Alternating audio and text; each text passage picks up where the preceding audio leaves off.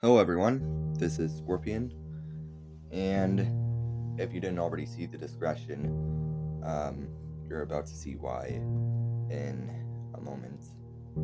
We are officially on the 10th episode, so if you will, just bear with me, that this is about to have some more suggestive content. If you ignored the discretion and just decided to continue, knowing that you'll probably get triggered by this, it's best that you click on to a different video, because this one is definitely not for you. Thank you for understanding, and let's get to it. Chapter 10. Something I pondered over the years is the concept of dreams. They have meanings, all of them, but we've only found so many. Chief Researcher Redacted. Interviews with the Abyssal Division Research Department, year 2020 redacted. Something doesn't feel right. As I laid there, a nagging sensation clawed at the back of my mind, as something was off about this series of events today. Like, the whole world was flipped on its side. Like, the ground underneath my body didn't exist. Like, I wasn't in this plane of existence. It was a nagging interstellar weight. The feeling that the ground beneath me had ceased to exist, as if I'd drifted out of this plane of existence entirely. The only questions in my mind, though, were pretty idiotic in general. Am I dead? Or dreaming? Am I dreaming whilst dead? Is this all in my mind? Or even am I at this very moment? My thoughts were cut off by the sudden sickening sensation of sliding. The steep slope of the cliff gave way, and I was plummeting toward the crashing black waves below. I raced for the impact, the cold embrace of the sea when, "Hey!" That would be from the imaginary friend. I jumped, then started sliding down the steep slope of the cliff much more quickly. See where I'm going with this? The only thing I could say now before I died was, "Oh, for heaven's sake!" That was quickly cut off by a violent tug on my jacket collar, as if death said, "Not today, thank you," and let me hang there. The tugging was followed by a familiar gravelly grunt. I was hauled upward, my boots scraped against the rock until I was dumped on a solid ground. "Next time, you pull yourself up, Amelia!"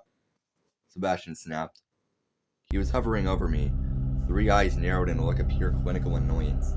He adjusted his scrambler, violently hissing with a mechanical accent, with a clawed hand, looking like he'd rather be anywhere else. "Hello, Sebastian," I snapped back at him. "For your information, I was asleep when I was sliding down the edge. At least, you saved me from a guaranteed death." Yeah, well, I don't really want to dive into the details of how this happened. I saw you practicing your base jumping without a parachute and decided to act," he growled, his sharp teeth glinting as he sighed. "I'm not in the mood for details, kid. Let's just say I'm keeping you on the guest list for now. At least I saved you from a guaranteed death. Don't make me regret it." Lucy was definitely worried for me too. She was worrying in a panicked tone, rubbing up against me to calm me down, though I was already calm, acting as though she didn't fall off the cliff herself. But in all pure honesty, she had every right to be worried for me. I was a mentally dilapidated emotional wreck most of the time. At the same time, I didn't fear death. I wasn't the kind of person to laugh in his face either. I was a psychologically destroyed woman. But I won't bore you with the details. You don't know me that well. Yet.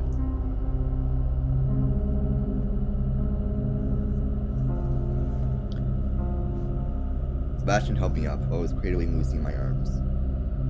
"Don't worry, Lucy," I thought. "I am safe now."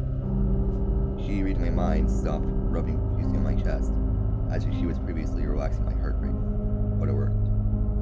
"You're trying to calm me down. You're trying to calm me down." I mumbled to Lucy, and a concerned look breaking into a tiny, tired smile. "At least it's working." Lucy's ears perked up. She heard me, so she made a happy wail and started rubbing at my neck and said, "Hey, at least it's better than my chest." I muttered to Lucy, "But it still invades a lot of personal space." She stopped rubbing.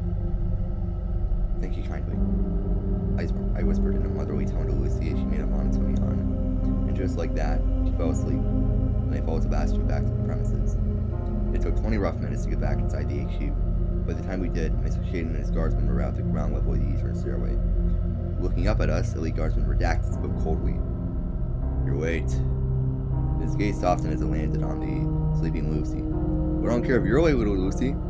He reached out toward her with Mr. Shade's pale, trembling hand, but Sebastian slapped it away with a sharp crack. Have you ever heard the proverb, let sleeping dogs lie? Sebastian growled softly but firmly. Well, that also applies to deep sea bunnies. Let her be. Both of you. Mr. Shade moved his hand away, looking up at Lucy sadly. Then he turned about and he looked at us, and Guardsman Redacted said, Good night, you three. And the three of them turned towards his office and sped away.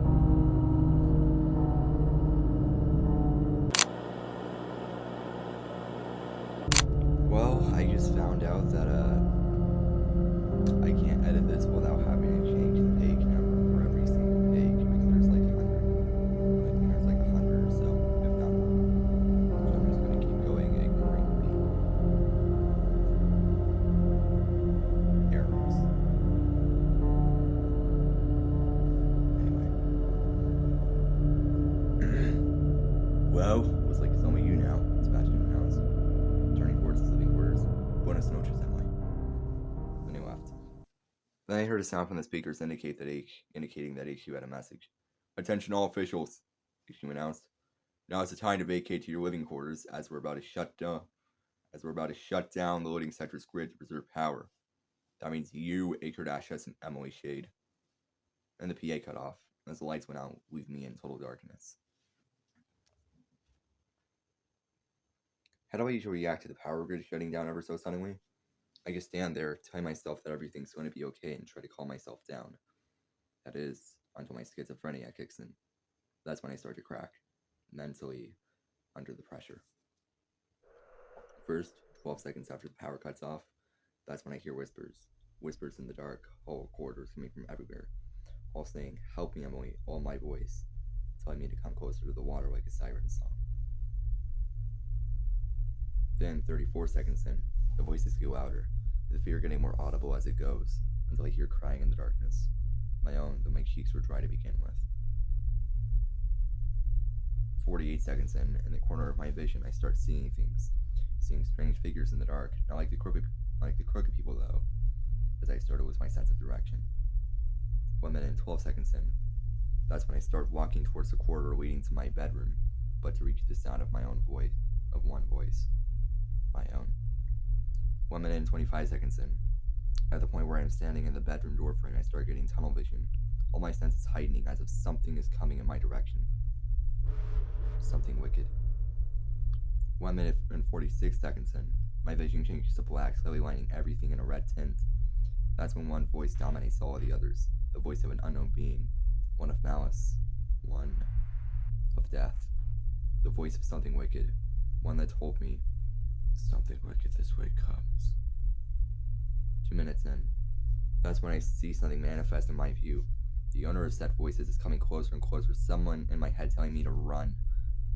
Though I can't, because at that moment, I feel as though my feet are chained to the floor. My vision changes to see the imaginary friend and a look of pure distress as she's telling me this. What are you doing, Emily?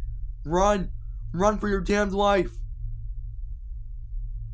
That's when I feel my heart rate quicken, faster and faster, and until I can hear it as clear as day, that's when I want to scream. But I can't. It would be a mere waste of breath. And suddenly, I feel as if I just stabbed in the abdomen, feeling my liver impaled, my diaphragm collapses, my lungs fill. Suddenly, in this blackness, one thing that stands out is my own blood dripping out of the gaping wounds, my pulse as black as tar. Am I dying? I think as I see this involuntary suicide unfold before my very eyes. And what's this? I'm holding a knife, now bloodied as I see myself falling to my knees like a machine of the earth. The only thing I hear in the darkness is 3 words, in my voice, but not from my lips. Mother, I'm coming.